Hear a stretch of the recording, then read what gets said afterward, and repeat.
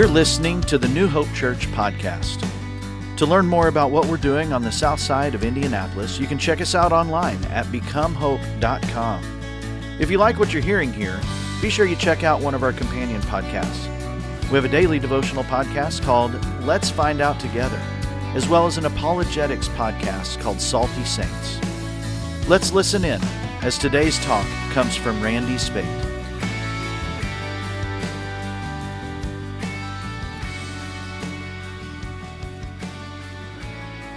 My name is Randy, one of the pastors here. Today we conclude our Advent series. 5 sermons, 5 times that we've been able to come together. And we have looked at Jesus as his presence with us. We've seen that he is the light.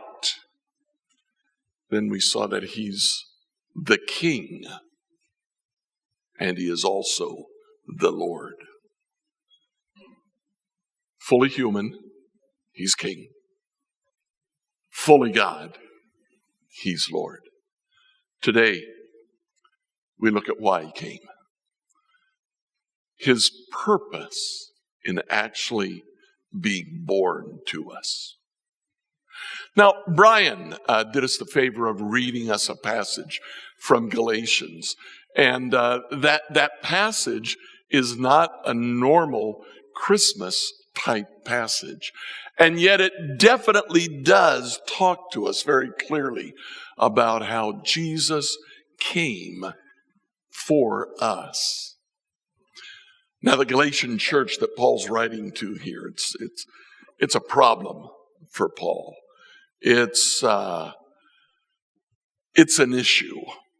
You see, wherever Paul went, there would be a group of people that would come after him called the Judaizers. And what they would do is that after Paul left, they would come into that church and they said, well, Paul was half right, but he's half wrong. Yeah, Jesus is the Messiah. We need to follow him. But we can only do that if we're Jewish. So to the Gentiles in that church, he said, you've got to become Jewish. You've got to proselytize. To the Jews in the church, he said, you've got to continue to keep the law of Moses. Continue to make animal sacrifices. When Paul heard about this, he said, no! Jesus came to die for us. That was once for all. There's no need to sacrifice animals anymore. His sacrifice is enough. So here at the end of that passage, he says, that's the way it was with us before Christ came. We were like children. We were slaves to the basic spiritual principles of this world. But when the time was right, God sent his son, born of a woman, subject to the law. God sent him to buy freedom for us who were slaves to the law, so that he could adopt us as his very own children. God sent his son. First of all, he's one of us. He was born of a woman. Secondly, Paul said he's Jewish. He was born subject to the law. But he was born under the law, and he was born as a human being for very specific reasons. Now, a couple of weeks ago, we looked at the fact that Jesus, when he came, he was one of us. And he actually underwent a very real death. That was because Jesus had to experience death to defeat death. And he did. He experienced death. But 3 days later, He got up and walked out of the tomb. In the same way, Jesus was born under the law. And he kept the law perfectly. Paul said he had to do that. Because only the person who can keep the law perfectly can free us from the law. And he did that by being offered for us as a sacrifice. By doing that, he changed us from slaves to sons and daughters. Today, the middle candle is lit. This is the candle of Jesus' salvation. This is the purpose of Christmas. Jesus came, born of a woman, born under the law, so that he could give us freedom. Freedom from death and freedom from sin, so that we could become sons and daughters of God. That's what salvation is. Being made God's children. Now, the author of Hebrews says something kind of similar. In Hebrews, he's writing to congregations that were faithfully following the Lord. And in chapter 2, very early in the book, he says this: so now Jesus and the one that he makes holy have the same Father. That's why Jesus is not ashamed to call them his brothers and sisters. For he said to God, I will proclaim your name to my brothers and sisters.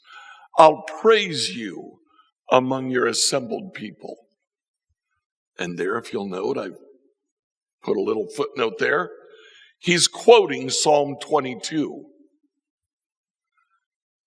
And he also said, I'll put my trust in him. That is, I and the children God has given me. And there he quotes Isaiah chapter 8. So he's quoting two verses from the Old Testament, two different passages. We're actually going to look at both tonight. The first comes from Psalm 22. Now, when a New Testament author quotes the Old Testament, it's not like they had a Bible like we have, and they could open it to a chapter and verse and say, oh yeah, this little piece here, that's what he's quoting. When they quoted the Old Testament, they were expecting their readers, their hearers, to capture not just the verse that they're mentioning, but everything around that verse. It's a whole context that's being brought into that.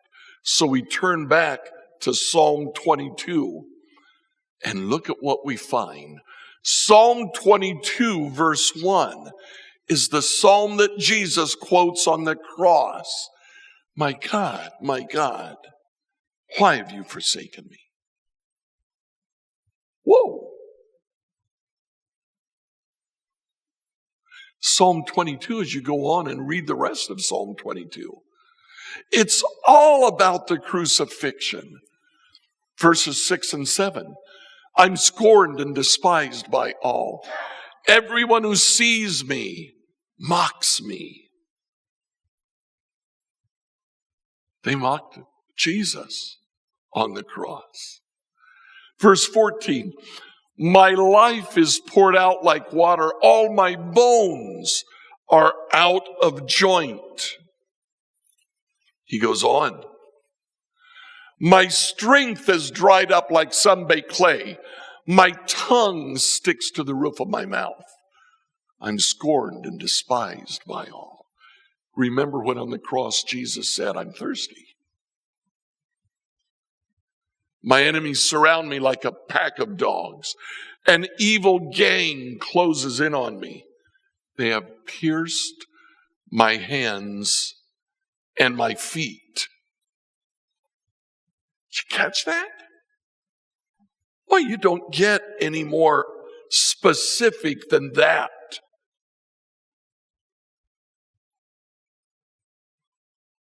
The psalmist goes on.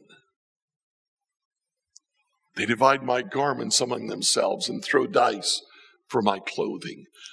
It's like this comes straight out of the book of John. The book of John says that they took Jesus' garment and they cast lots. They threw dice to see which of the soldiers would be able to keep it and take it home. This whole psalm is about Jesus' death, and it tells the story of Jesus' death. Now, the way it does it, if you are going through Psalm 22, you wouldn't read it and say, oh, that's a death by crucifixion. But when you read it and understand the crucifixion of Jesus, you look back at it and say, oh, that's what it's about. That's what it's talking about. Psalm 22 is about Jesus' death, his crucifixion on the cross. But right in the middle, I will proclaim your name to my brothers and sisters. I'll praise you among your assembled people. The psalmist changed. He starts talking about victory. He goes on. The poor will eat and be satisfied. All who seek the Lord will praise him. The whole earth will acknowledge the Lord and return to him. All the families of the nations will bow down before him. You see, this psalm isn't just about Jesus' death. It's about Jesus' victory. It's about us praising the name of God for what Jesus has done and spreading that news to the whole earth. Well, that's Psalm 22. Hebrews quotes Psalm 22, but then it goes on and it quotes a different passage. It quotes the passage from Isaiah that has to do with Emmanuel. We talked about that a couple of weeks ago. The presence candle, God with us. Do you remember what happened? King Ahaz was afraid of some enemies that were attacking. Isaiah said, God will deliver you. And he's telling you, pick a sign, any sign. He'll do it to prove that he's going to deliver you. And Ahaz said, I don't want to do it. He didn't want to do it not so much because he was fully confident that God would save him. He didn't want to do it because he had other plans. He was going to bribe the nation of Egypt to come up and attack the enemies to the north and get them off his back. He didn't need God. So Isaiah said, God will give you a sign. The young maiden will conceive and she'll bear a son, and you'll call his name Emmanuel, God with us. And remember, we talked about what that was like. God with us was not necessarily good news to King Ahaz. Isaiah 8:17 and 18. Isaiah continues that prophecy about Emmanuel. He says, I'll wait for the Lord who's taken away, who's turned away from the descendants of Jacob. I'll put my hope in him. I and the children the Lord has given me serve as signs and warnings to Israel from the Lord of the heavens' armies, who dwells in his temple on Mount Zion. Isaiah says, I'm going to trust God. I don't care what you do, King Ahaz. I'm going to trust God. I and the children that God has given me will wait on the Lord. We'll serve him. Now, that is what the author of Hebrews is quoting. That passage where Isaiah says, I know how to receive him. And so I choose to receive him. No matter what everyone else around me does. This is what I'll do. Now we can go back to finish up that passage in Hebrews. Because God's children are human beings, made of flesh and blood. The Son also became flesh and blood.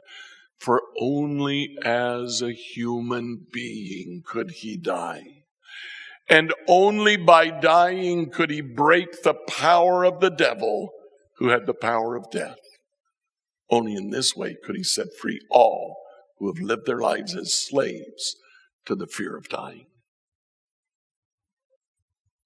The author of the book of Hebrews says, that's why Jesus came. He was born as one of us so that he could die for us. Because only when he dies and comes back to life can we lose our fear of death. Because the one who came back to life offers that salvation to us. And if we're willing to receive it, we too can live with him forever. Today, all 5 candles are lit. The final candle is the candle of Jesus' salvation. We've already seen the candle of Jesus' presence. He's here. We've seen the candle of Jesus' kingship. He's born a human. He's one of us, but he's king. The candle of Jesus' lordship. He is also born of God. He is divine. And the candle of Jesus' salvation. That's why he came. The 5th candle, I think it was the second one that we talked about. It's the candle of Jesus' light. Because there's a characteristic of light. Darkness does not overcome light. Light overcomes darkness. That's exactly what Jesus said. You see, back in the book of Matthew, Matthew quotes an Old Testament passage, a prophecy. The people who sat in darkness have seen a great light. For those who lived in the land where death cast its shadow, a light has shined. Then Jesus walked the earth and he said himself, I am the light. I'm the light of the world. If you follow me, you won't have to walk in darkness because you'll have the light that leads to life. Thanks for tuning in to the New Hope Church podcast. If you would do us a favor and like or subscribe on your favorite platform, we would really appreciate it. Also, if you happen to have any questions, feel free to reach out to us at questions@becomehope.com. Have a great week and know that we are praying for you as you seek to be Jesus in every corner of your world.